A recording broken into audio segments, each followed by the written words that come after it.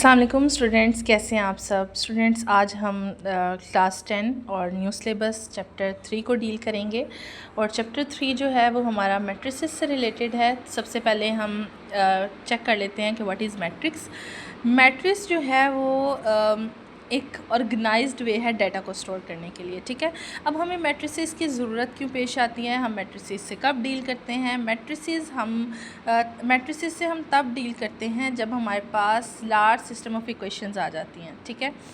Next हमारी चीज़ ये है कि हम मैट्रिसेस में एंट्रीज़ लिखते कैसे हैं। हम एंट्रीज़ लिखते हैं रोज़ और कॉलम्स में। अब जैसे जैसे हम आगे जाएंगे मैं आपको बताती हूँ हम रो और कॉलम क्या होता है। फर्स्ट ऑफ ऑल हम क्वेश्चन नंबर 1 पे मूव करते हैं। Write the number of rows and the number of column in each matrix.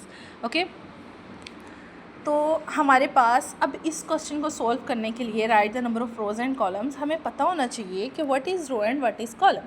तो रोज़ हम देखते हैं एंट्री और entries within horizontal line. Horizontal line क्या होती है, ये वाली, इस तरह की लाइन को हॉरिजॉन्टल लाइन कहते हैं और इस तरह को वर्टिकल लाइन कहते हैं।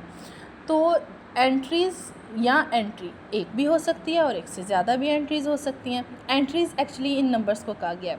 तो एंट्री और entries within horizontal line is called row. अब ये जो एक लाइन है इसके अंदर जितनी भी एंट्रीज़ हैं ये फर्स्ट रो 1 मैंने इसे R1 लिख दिया है, मींस रो 1, ठीक है। तो यहाँ पे अगर हम चेक करें तो कितनी रोज़ हैं, 1 एंड 2।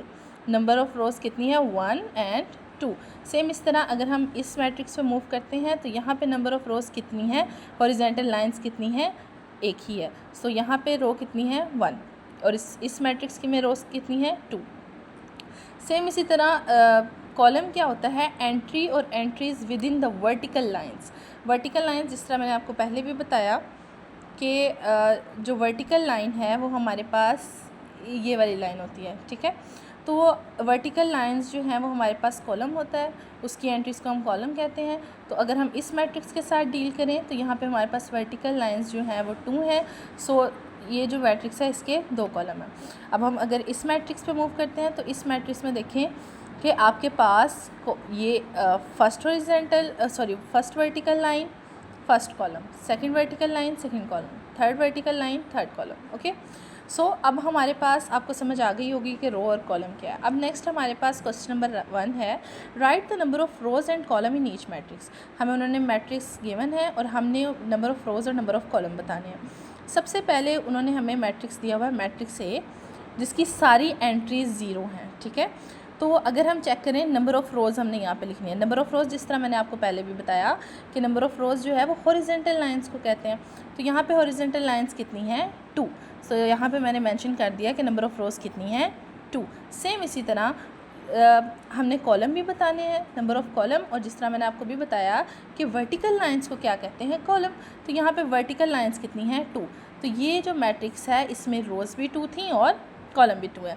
सेम इसी तरह नंबर ऑफ़ रोज़ हम सेकंड की कैलकुलेट करेंगे। अब रोज़ जो है वो हॉरिजॉन्टल लाइंस हैं, तो 1 2 एंड 3, इसकी नंबर ऑफ़ रोज़ कितनी है, 3, और कॉलम कितना है, 1। सेम इसी तरह number of rows 1, column 1 2 3। So number of column इसमें कितने हैं, 3।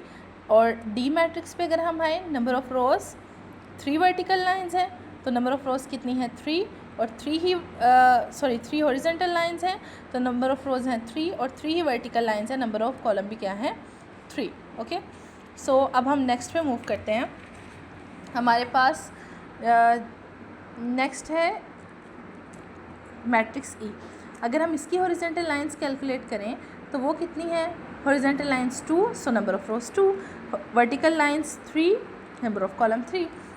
ओके, अब नेक्स्ट हमारे पास आ जाता है क्वेश्चन नंबर 2। क्वेश्चन नंबर 2 में हमारे पास उन्होंने पूछा हुआ है कि हमने ऑर्डर या साइज़ बताना है। मैं दोबारा रिपीट कर रही हूँ, साइज़ ऑफ मैट्रिक्स और ऑर्डर ऑफ मैट्रिक्स बिल्कुल सेम चीज़ है। If a matrix A has m number of rows. अब उन्होंने एक मैट्रिक्स लिया ए और उन्होंने कहा कि उसकी रोज़ जितनी भी हैं उसे हम m कह देते हैं और जितने उसके कॉलम हैं उसे हम n कह देते हैं। तो हम ऑर्डर या साइज़ को कैसे लिखेंगे, m/n, ठीक है। तो अब यहाँ पे हमारे पास जिस तरह ये एक मैट्रिक्स ये मैंने लिया हुआ है, बी मैट्रिक्स मैंने लिया है, और अब एम हमने क्या था, एम हमारे पास था नंबर ऑफ़ रोज़। तो रोज़ कितनी है यहाँ पे, हॉरिजॉन्टल लाइंस कितनी है 3, तो मैंने यहाँ पे 3 मेंशन कर दिया। सेम इसी तरह वर्टिकल लाइंस मैंने कैलकुलेट की तो वो मेरे पास 3 थी, तो कॉलम 3 आ गया। और ऑर्डर लिखने का तरीका क्या था, row number of rows by number of column. तो नंबर ऑफ़ रोज़ कितनी थी 3/3। ओके, सो अब इस तरह ही हमने बाकी सब के ऑर्डर लिख देने हैं। क्वेश्चन नंबर 2 जो है इसमें जस्ट हमने ऑर्डर मेंशन करना है। फर्स्ट ऑफ ऑल ए जो है हमारे पास ये एक मैट्रिक्स है, और ये मैट्रिक्स जो है अगर आप देखें तो इसमें रोज़ कितनी है 2, तो 2 बाय कॉलम कितना है 1, तो 2/1 इसका ऑर्डर या साइज़ आ गया। नेक्स्ट इसकी रो कितनी है 1, कॉलम कितने हैं 2, तो 1/2 इसका ऑर्डर आ गया।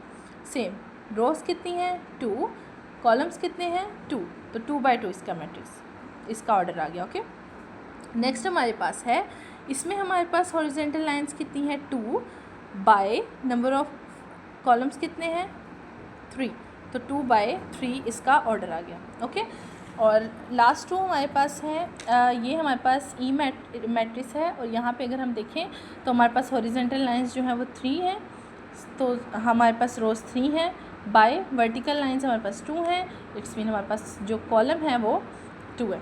ओके, तो हम जो इसका ऑर्डर आएगा वो 3/2 का आ जाएगा। नेक्स्ट हमारे पास एफ मैट्रिक्स है।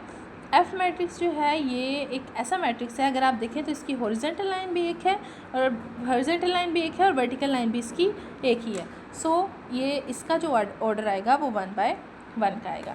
नेक्स्ट हमारे पास आ जाता है इक्वल मैट्रिक्स। अच्छा, ये सबसे इम्पॉर्टेंट चीज़ है, और इससे रिलेटेड जो नेक्स्ट क्वेश्चन नंबर 4, 5 और 6 मैं करवाऊँगी वो पेपर पॉइंट ऑफ व्यू से भी बहुत इंपॉर्टेंट है।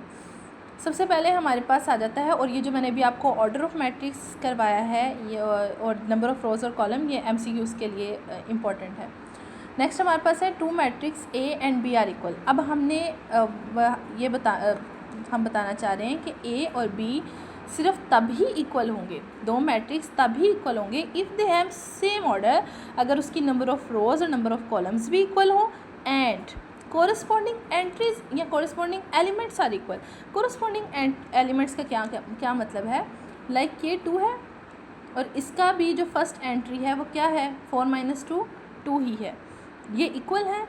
3 3 के इक्वल है, 4 4 के इक्वल है, -2 और 4 - 6 ये भी -2 ही होता है, तो एक्चुअली ये भी इक्वल है। तो कोरस्पॉन्डिंग एंट्रीज़ ये होती हैं कि डायगनल के इक्वल आनी चाहिए, और जो बाकी एंट्रीज़ हैं वो भी आपस में इक्वल हों।